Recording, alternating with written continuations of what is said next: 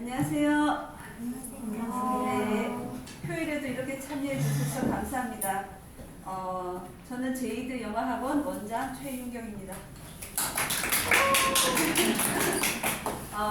의대생 1일 특강을 시작하기 전에 제이드 영어에 대한 간단한 소개를 드리겠습니다.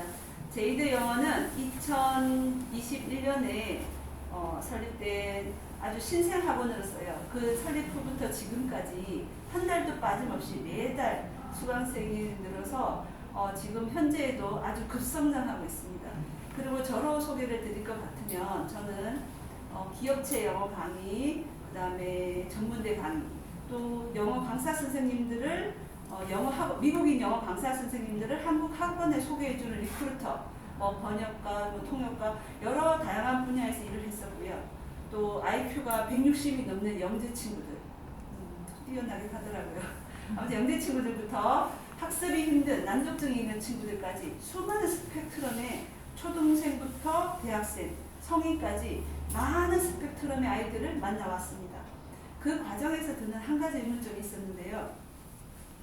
그렇게 많은 시간을 투자하고 또 몇백 개를 외워야지 집으로 보내주는 대형 학원을 다니는데도 불구하고 왜 아이들의 영어 실력은 제자리 걸음이었을까? 이게 엄청나게 의문스러운 점이었죠. 그래서 그 문제를 해결하고자 여러 가지 교수법을 연구한 과정에서 세계적인 석학을 만납니다. 네. 책을 통해서요. 책을 통해서 만나게 되는데 이분은 바로 에릭 캔들입니다. 기업을 찾아서. 네. 에릭 캔들은 2000년에 노벨 생리의학상을 받게 돼요.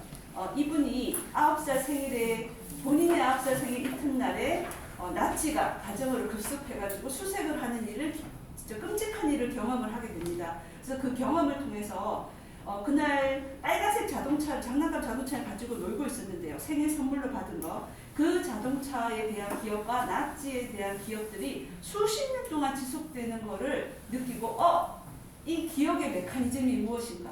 이 기억에 작동되는 원리가 무엇인가의 의문을 가지기 시작합니다. 그때부터 일생을 기억의 메커니즘 연구에 바치게 됩니다. 그래서 제가 여기 내용을 한번 읽어드릴게요. 상담할 때도 제가 인용할 때도 있는데요. 한번 읽어드릴게요. 이분의 연구예요. 단백질 키나즈 A에 의해 인산화된 CREB를 감각 뉴런의 핵에 주입하는 것만으로도 시냅스 연결의 장기 강화를 산출하는 유전자를 켤 수 있다는 것을 발견했다. 도대체 무슨 말인지 말 표현이 전문 용어라서 너무 어렵고요.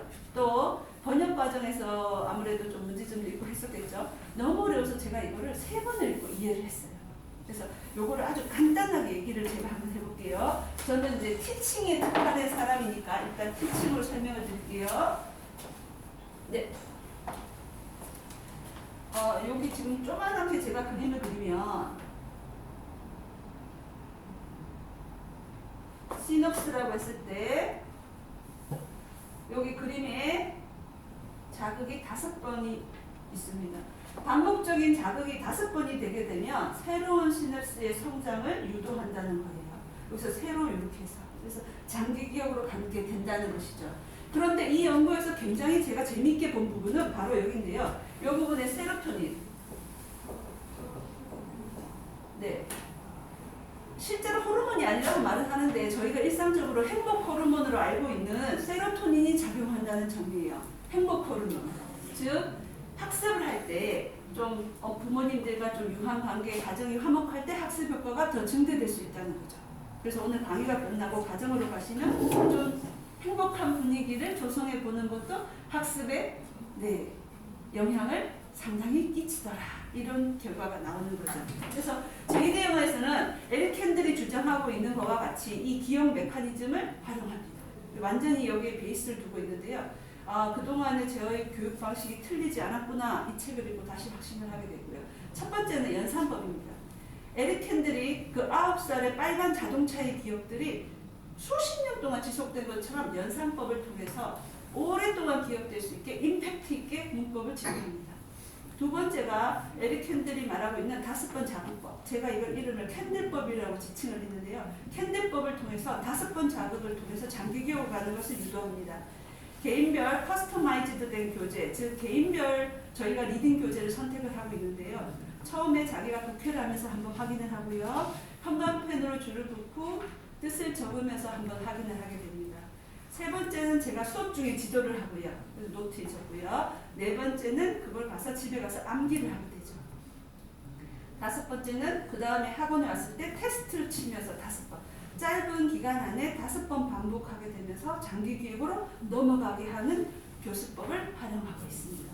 이와 같이 연산법과 캔들법을 통해서 아이들이 생각이 나네, 기억이 나네 이렇게 함으로써 또한 나도 할 수 있겠다 이런 자신감을 갖게 하고요. 또 하나는 영어 공부를 위해서 수없이 낭비되는 시간과 에너지를 단축시켜서 최단거리 장거리로 지름길로 갈 수 있는 그런 방법을 제시하는 것을 제2대 영어의 목표로 삼고 있습니다.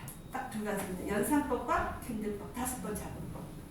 세로토닌 잊지 마세요. 그 다음에 개인적으로는 이 제2대 영어 오픈이 저로서는 버킷리스트 1번이었어요. 여기 오래 다니신 분들은 다 아시고 계시던데 제가 예전부터 지금 영어 티칭만으로 종사해둔 게 한 30년 정도 됩니다. 그래서 항상 학원을 열고 싶다. 그래서 새로운 교수법으로 아이들한테 좀 희망을 주고 싶다. 절망에서 좀 건져내고 싶다. 이런 생각을 많이 했는데요. 저희 아들놈 입시 때문에 계속 미뤄왔어요. 그래서 아들이 대학에 합격하고 나서 이제 내 일을 할 수 있겠구나. 이렇게 해서 오픈을 하게 되었습니다. 제가 저의 꿈을 이루었듯이 여러분 자제분들이 각자의 꿈을 이룰 수 있도록 성심성의껏 돕겠습니다. 감사합니다. 네, 오늘의 강사들 초빙할게요. 네.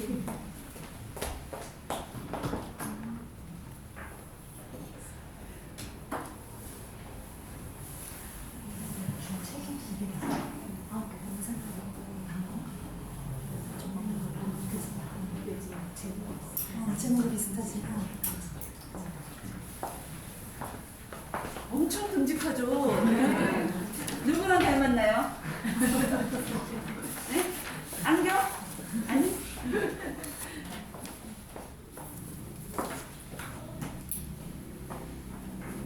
안녕하세요. 안녕하세요. 저는 올해 인제대학교 의과대학 본과 3학년이 된 학생이자 저기 계신 자랑스러운 제2대 영어학원 원장선생님의 아들로서 오늘 여러분들과 공부와 입시에 대해 이야기해볼 김승민입니다.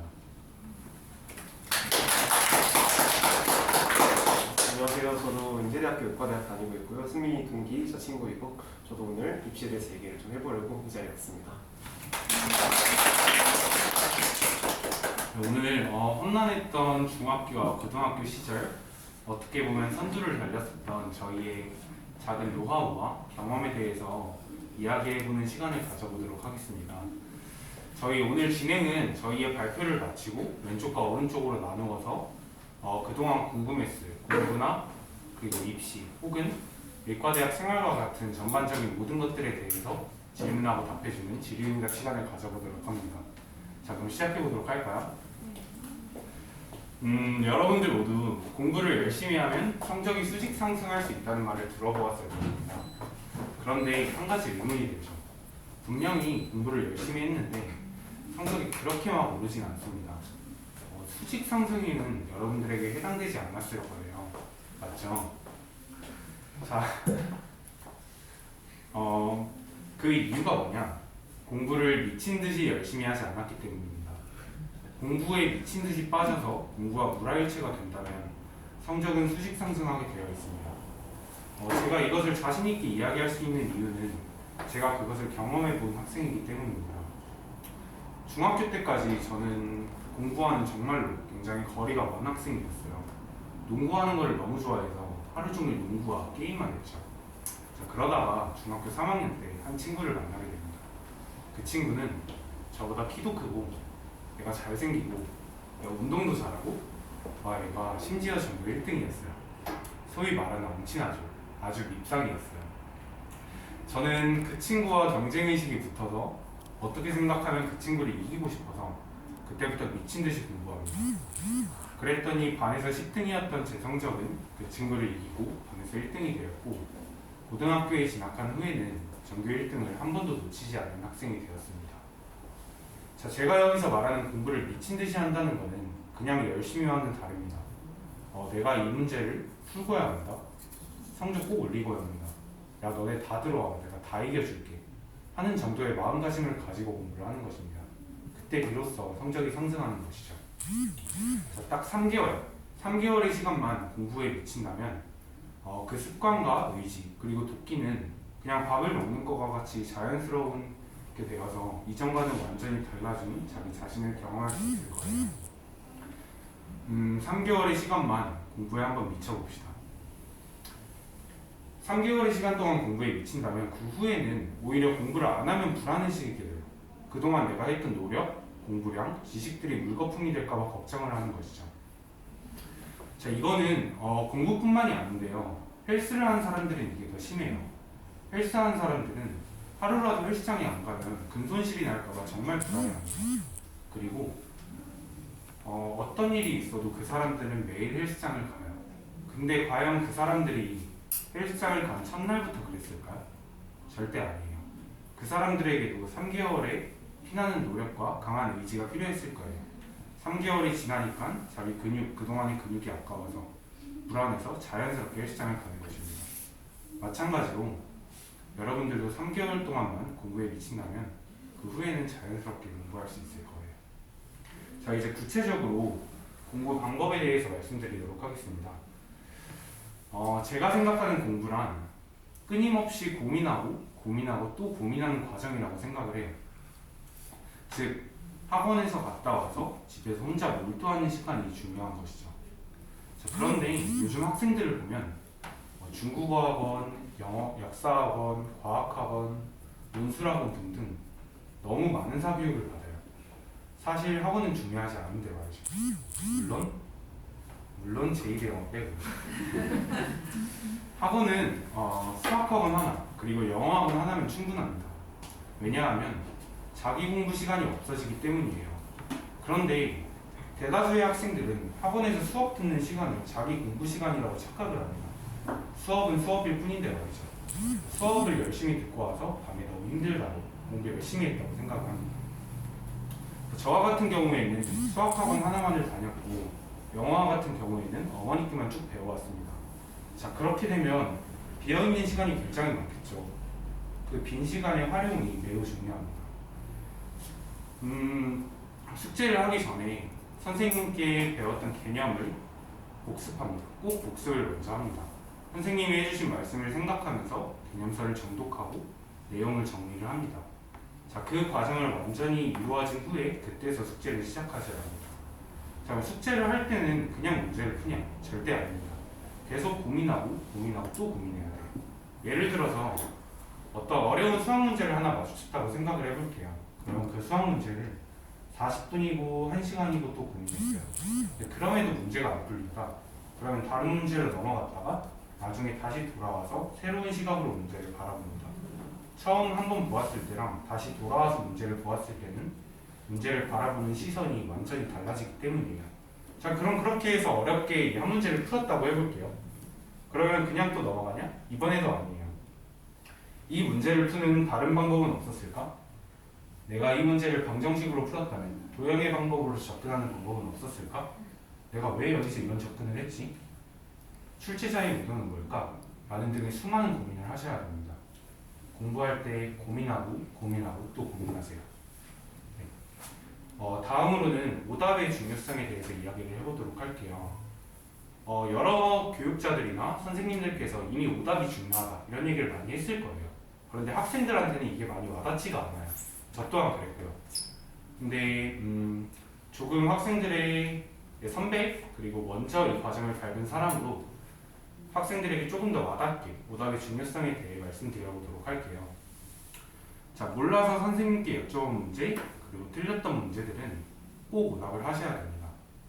오답을 할 때 선생님께서 그 풀이를 말씀해 주셨기 때문에 물론 풀이 과정이 기억이 날 거예요. 그런데 난 이 풀이 과정을 기억하지 못한다라고 머릿속에서 세뇌시켜보세요.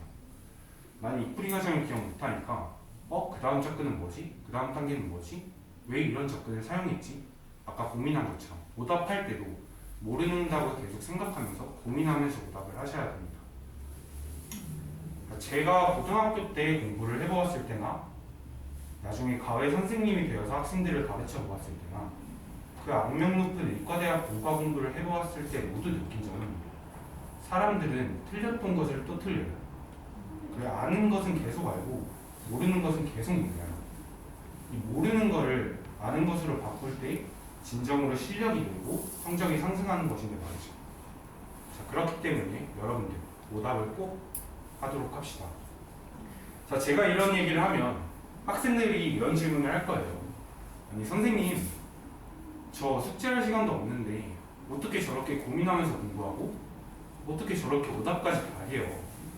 저 정말 숙제할 시간도 없어요 라고 질문을 할 거예요. 그에 대한 저의 대답은 두 가지입니다. 혹시 그 답을 알 것 같은 학부모님 계신가요? 되게 쉬운데 알 것 같은 학부모님 계신가요? 다들 부끄러워서 말씀 못 하시는 것 같은데 그에 대한 첫 번째 대답은 학원을 너무 많이 다니시니까 공부할 시간은 줄어드는데 숙제의 양은 2배가 되니까 시간이 없는 것이죠. 아까 말씀드렸다시피 학원은 수학학원 하나 그리고 영어학원 하나면 충분합니다. 근데 물론 사교육은 필요해요. 개념을 모르면 아예 문제를 풀 수조차 없고 나의 잘못을 피드백해줄 지도자가 필요하기 때문이에요. 자, 그런데 너무 많은 학원은 정말로 독이 됩니다. 자, 다음으로는 시간이 없다라는 것은 사실 핑계라는 거예요. 그 어마무시하다는 의과대학 본과 공부를 해본 사람으로서 이걸 자신 있게 말할 수 있습니다. 자, 의대에서는 2주마다 시험을 치거든요. 근데 이 2주마다 시험 범위가 2,000장이에요. 근데 이 2,000장이 2,000장, 그 다음 2,000장, 2,000장이 아니라 누적이 돼요. 그래서 한 과정을 총 8주 동안 공부를 해서 시험을 4번을 쳐요. 그럼 마지막 4번째 시험 범위는 몇 장일까요? 8,000장이에요. 이 8,000장에는 몸속에 있는 모든 혈관의 이름이랑 위치, 모든 신경의 이름이랑 기능, 모든 뼈의 이름이랑 위치, 수십 가지의 항생제의 이름과 각각의 항생제가 작용하는 세균의 이름, 그 항생제들의 부작용 등을 모두 다 외워야 돼요. 정말 못할 것 같죠? 정말 많죠? 아니에요. 정말로 할 수 있습니다. 진짜. 저와 같은 경우에는 당시에 매일 아침에 헬스를 가면서 시험 공부를 했어요. 그래서 제가 하고 싶은 말은 여러분들도 집에서 유튜브 보는 시간, 누워서 핸드폰 보는 시간 등을 줄인다면 누구나 그렇게 고민하는 공부를 할 수 있을 것입니다. 자, 물론 제가 어린 여러분들께 친구랑 놀지 말라 이런 것들이 아닙니다. 자, 공부할 때 확실히 공부하고 놀아도 시간이 정말로 충분하다는 것을 이야기하고 싶은 거예요. 자, 공부할 때 공부하고 그 후에 신나게 놀아봅시다. 네, 이상입니다. 안녕하세요. 제가 승민이 이어받아서 조금 더 얘기를 해보도록 하겠습니다. 저는 정시 전형으로, 즉 수능으로 대학을 간 사람 중 한 명으로서 어떤 식으로 공부를 했는지 그리고 그 정시라는 전형의 입시 등등에 대해서 조금 얘기를 해보겠습니다. 일단 여기 어린 친구들 좀 많이 있는 것 같은데 혹시 수능 하면 어떤 느낌이세요? 학부모님들도 같이 생각해볼까요? 우리 아이가 수능을 본다. 어떤 느낌일까요? 우리 어린 친구 앞에 어떤 느낌이에요? 힘들어요. 힘들어요? 학부모님은 어떤 느낌이세요? 아이가 수능을 본다. 네, 같이 힘들고 어려운. 그죠? 네, 좀 무섭고, 그죠? 네, 아직은 좀 멀리 있는 시험이기도 하고 그래서 조금 아직 감이 없으실 수 있는데 되게 무서운 시험이고 고등학교 이제 올라가고 그러면은 더 와닿을 거예요. 되게 무서운 시험이고 좀 위압감 있죠. 2글자 시험인데 수능 시험에 대해서 간단하게 말씀드리면은 일단 처음 국어를 보고 수학, 영어, 한국사 그리고 탐구 2과목 이렇게 보는 시험이고 아침 한 9시 정도부터 오후 4시 정도, 5시 정도에 끝나요. 그러니까 하루 종일 보는 거죠. 굉장히 힘들겠죠. 이렇게 하루 종일 보고 이 시험은 한 번의 결과를 가지고 대학을 가는 정시 전형이 있어요. 수시 전형은 3년 내내 그걸 가지고 가는 거고 정시 전형은 이 하루에 시험 점수를 가지고 가는 건데 이렇게 생각하면 좀 억울할 수 있겠죠. 왜냐하면 하루에 운도 많이 따라야 하고 열심히 공부하고 정말 성실한 학생인데 하루 그날 컨디션 안 좋아가지고 못 볼 수도 있는 거잖아요. 그래 이렇게 무서운 시험이에요. 이런 시험에서 저나 승민이가 다니는 이제 의대 가려면은 이과 최상위권이라고 하죠. 몇 개 정도 드려야 될 것 같으세요? 저 같은 경우는 딱 4문제 드렸어요.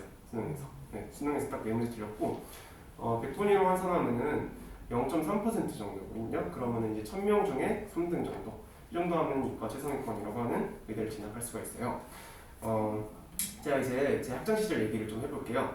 저는 중학교 때 정말 평범한 학생이었어요. 잠실에서 중학교를 나왔는데 평범한 중학교에서 평범한 학생이었어요. 공부도 정말 싫어했어요. 학원 가기 싫잖아요, 그죠? 학원 가기 싫고 가서 그냥 부모님이 시키는 대로 가라는 학원 가고 그냥 멍 때리면서 수업 대충 듣다가 그러다 집 오고 그런 생활을 반복을 했었어요. 그러다가 이제 고등학교를 진학을 하게 됐어요. 반포에 세아고등학교라고 공부를 잘하는 학교가 있는데 그 학교를 제가 진학을 하게 됐어요. 그래서 이제 그때 조금씩 다른 생각이 드는 거예요. 내가 이 학교로 가서 적응할 수 있을까? 이렇게 공부 잘하는 애들이 많은데 내가 거기서 따라갈 수 있을까? 라는 생각이 많이 들었어요. 그래서 저는 중학교 3학년에서 고등학교 올라갈 때 그 2달 정도 겨울방학이 있는데 그때 정말 공부를 열심히 했어요. 정말 열심히 해가지고 그때 처음으로 내 의지로 하는 공부를 해봤어요. 부모님이 시켜서 다니는 학원이 아니라 공부해라는 잔소리 듣고 하는 공부가 아니라 스스로 한번 공부를 해봤어요. 그때 처음. 그리고 입학고사에서 저는 굉장히 평범한 학생이었다고 했죠. 중학교 때 400명 중에 100등 정도였어요. 굉장히 평범한 학생이죠. 근데 이제 고등학교 올라갈 때 받아본 적이 없는 등수를 받으면서 고등학교를 진학을 하게 됐어요. 남들보다 빠르게 정신 차리고 공부를 시작한 덕분에 제가 남들보다 예리한 위치에서 시작을 할 수 있었던 겁니다. 그리고 이제 고등학교 때 얘기 좀 해볼게요. 고등학교 때는 정말 공부를 열심히 했어요. 이게 제가 많이 받는 질문이 있는데 의대 가려면 공부 얼마나 많이 해야 돼요? 이런 질문들 되게 많이 받거든요.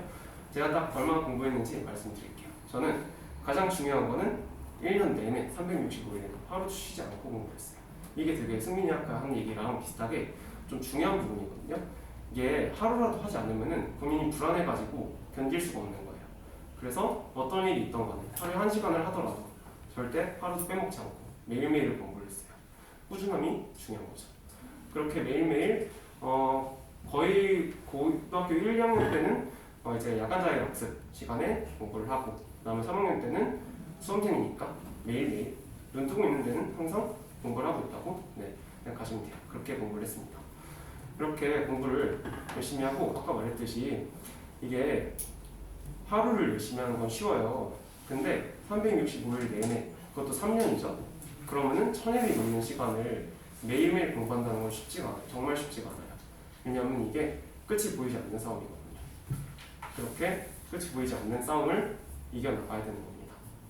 저 같은 경우는 이제 학원은 국어는 안 다녔고 수학, 영어 이렇게 다니고 과학까지 이렇게 수학은 2과목 다녔던 때도 있었어요. 고등학교 때 다녔었습니다. 그리고 이제 학생들이 또 많이 물어보는 게 공부를 하는 거는 알겠어요. 공부를 이제 많이 해야 되는 건 알겠는데 어떻게 그거를 하는 게 실천에 옮기는 게 어려워요. 이런 얘기 많이 하거든요. 제가 조금 방법보다는 한 가지 제가 사용했던 좀 접근법 정도를 하나 소개드리려고 해요. 저는 이제 공부의 양을 늘리기 위해서 엉덩이 무게를 무겁게 하는 그런 방법을 사용했어요. 일단 앉아있는 시간을 늘리는 거예요. 독서실에 가면은 공부하다가 뭐 1시간 지나서 일어나고 이런 게 아니라 들어가서 집 갈 때까지 한 번도 일어나지 않는다. 이런 생각을 가지고 시작을 했어요. 그러니까 보통 6시간 정도가 나오거든요. 고3 때 이제 학교 끝나고 독서실 가서 공부할 때 그러면은 집에 들어갈 때까지 6시간 정도가 나오는데 이제 앉기 전에 물 마시고 화장실 갔다 오고 그런 거 다 마무리한 다음에 그리고 앉아요. 조금 쉬어도 돼요. 중간중간 그냥 엎드려서 잘 들 때도 있고 잠깐 쉴 때도 있고 그런데 어쨌든 간에 일어나지 않는 게 핵심이에요. 일어나지 않고 그런 식으로 조금 무식한 방법이지만 저는 똑똑한 학생이 아니었기 때문에 그런 방법을 사용할 수밖에 없었어요. 남들이 2시간 공부해서 얻는 거를 전 4시간 공부해서 얻겠다. 그런 생각으로 조금 무식하지만 그런 방법을 사용하면서 공부량을 늘리려고 노력을 많이 했어요. 이렇게 공부를 하다 보니까 슬럼프가 오는 시기도 많이 있었어요.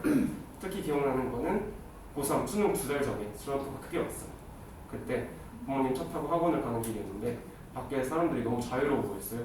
그래서 그냥 수능 망쳐도 되니까 그냥 끝났으면 좋겠다, 이 지옥이. 이 정도로 생각을 했었던 것 같아요. 그 정도로 열심히 공부를 했었습니다. 오늘 저랑 승민이가 하는 얘기가 어떤 방식으로라도 조금 도움이 되고 자극이 됐으면 좋겠어요. 저는 항상 고등학교 때 이런 생각을 했어요. 딱 하루 웃기 위해서 나머지 날들은 다 울면서 보낼 수 있겠다. 그런 생각을 하면서 버텼습니다. 그리고 그 마지막 원하는 결과를 얻은 하루에는 정말 경험해보지 못한, 아직까지 잊을 수 없는 그런 기쁜 기분을 느끼면서 하루를 보낼 수 있었던 것 같습니다. 감사합니다.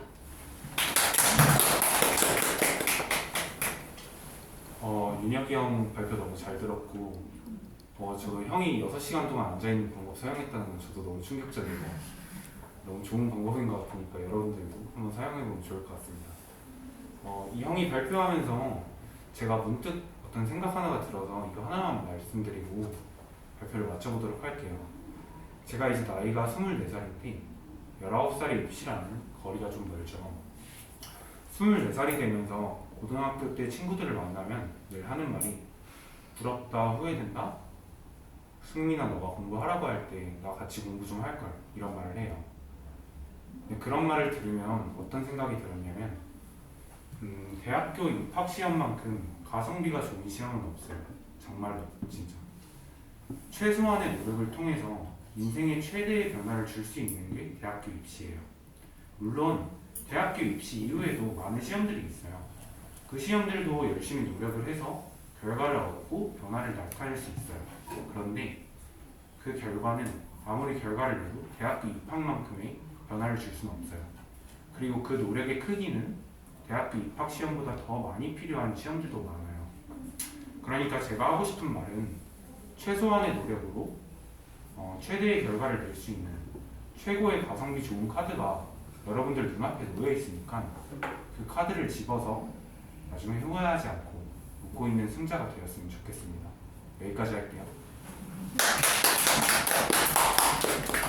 그러면 이제 반으로 나누어서 왼쪽과 오른쪽으로 나누어서 자유롭게 질문하고 답하는 시간을 가져보도록 할게요. 어떻게